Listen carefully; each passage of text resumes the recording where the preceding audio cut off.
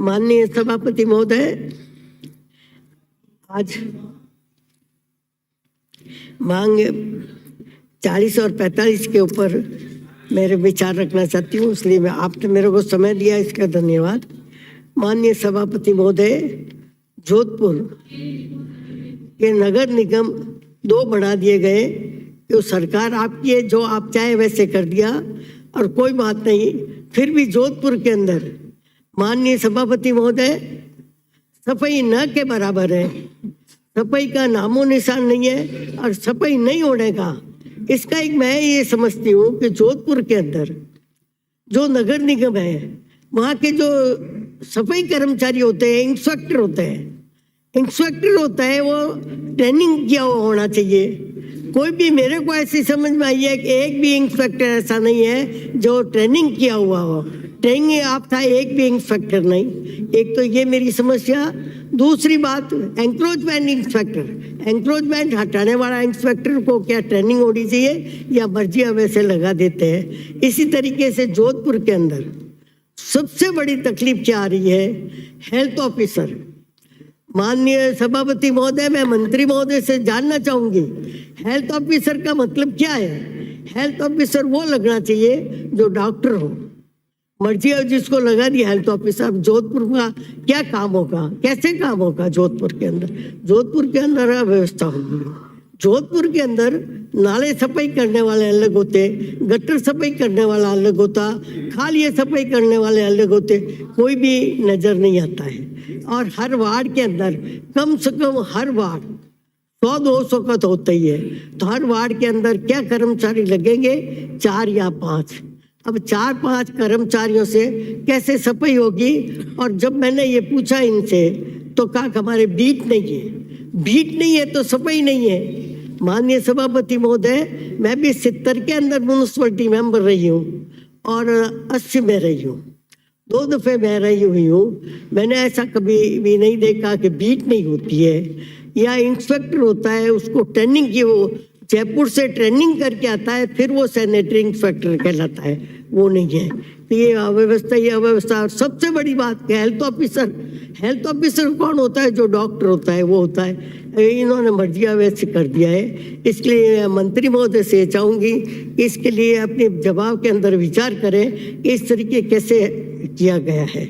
माननीय सभापति महोदय, जोधपुर के अंदर सबसे बड़ी समस्या ये है कि माननीय मुख्यमंत्री जी ने शहर प्रशासन की ओर लगाया और पट्टे जारी कर रहे हैं। बहुत अच्छी बात है, पट्टे जारी होने चाहिए और पट्टे मिलने भी चाहिए। मगर पट्टे किसको मिल रहे हैं? जो पट्टा मिलना चाहिए उनको तो पट्टे मिल ही नहीं रहे। माननीय सभापति महोदय, जो 40 साल 25 साल से 10 साल से बैठे हैं उनको किसी को भी पट्टे नहीं मिल रहे। पट्टे किसको मिल रहे? फुटपाथ वालों को। फुटपाथ वालों को पट्टे मिल रहे। ये भी बहुत बड़ी समस्या है, इसके लिए भी सुधार की जरूर आवश्यकता है। माननीय सभापति महोदय, एक और समस्या है कि जोधपुर के अंदर भारत सरकार से करोड़ों रुपए में, करोड़ों नहीं अरबों रुपयों के अंदर धनराशि आई जो जोधपुर में किस लिए आई? कि प्रदूषण को हटाना चाहिए, पेड़ पौधे लगने चाहिए, सफाई होनी चाहिए। तो वो नहीं, वो सिर्फ इंटरलॉकिंग टाइल्स और ये लगाने के अंदर ही सारी धनराशि खर्च करती। इन्होंने कोई मेरे को ये बता दे, माननीय मंत्री महोदय से मैं जानना चाहूँगी, ये बता दें अगर वो कितने पौधे लगाए, ये नहीं बता सकते। माननीय सभापति महोदय, जोधपुर के सूरसागर के अंदर एक कुत्तों का बाड़ा है। सभापति महोदय, ऐसी स्थिति है उस कुत्तों के बाड़े की कि कोई भी वहाँ खड़ा नहीं रह सकता। और उधर मंदिर आए हुए हैं, लोग सुबह दर्शन करने जाते हैं, बस्ती बच गई। मैं मेहरबानी करके आपके माध्यम से मंत्री महोदय से निवेदन करूंगी कि या तो उस कुत्तों के लिए कोई व्यवस्था करे, नहीं करे तो कुत्तों का भाड़ा हटा दे, वहाँ से हटा करके जो आपके मर्जी है उसको काम में ले और एक पब्लिक को अच्छा संदेश जाएगा और वहाँ रहने वाले भी बहुत आराम से रहेंगे। माननीय सभापति महोदय, मैं एक मिनट, हाँ, मैं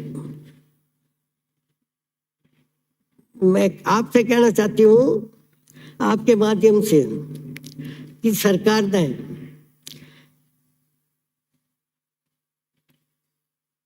जोधपुर नगर निगम में क्षेत्राधिकार आया हुआ है उत्तर और दक्षिण का, दोनों का। माननीय सभापति महोदय, हर गली मोहल्ला ऐसी गंदगी से भरा हुआ है और वहां पे रंग का पानी जाता है। उसके अंदर है माननीय सभापति महोदय बकरा मंडी, खंडा बलसा, चडवा की गली, Sivanchi gate, Nagori gate, Kalal colony, ऊपर के क्षेत्र के अवैध रंगई छपई के पानी की वजह से, गंदा पानी होने से पाइपलाइन के अंदर चला जाता है, नालियों के अंदर चला जाता है, आसपास कुएं बावड़ियां उसके अंदर चला जाता है। उससे काफी कुछ जनता को परेशानी होती है। और जब पाइप के अंदर पानी जाता है तो लोगों की ये शिकायत रहती है गंदा पानी आ रहा है, और गंदा पानी आ रहा है, इसको रोकने के लिए सरकार को अच्छी व्यवस्था करनी चाहिए और इनके अंदर इनको सोचना चाहिए कैसे किस तरीके से करें।